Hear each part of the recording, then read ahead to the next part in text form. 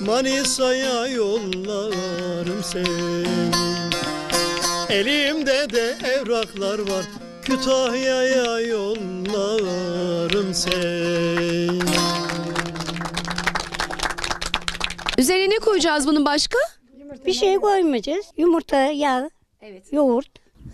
Efendim döndürmemiz açıldı. 2 kat şeklinde yapıldı. İlk katın arasına malzemelerimiz serpildi. Bu sefer nasipte ıspanak ve peynir varmış. Yine çevrile çevrile böyle döndüre döndüre döndürme denmiş. Altı piştikten sonra tekrar yine arka tarafı çevrilecek.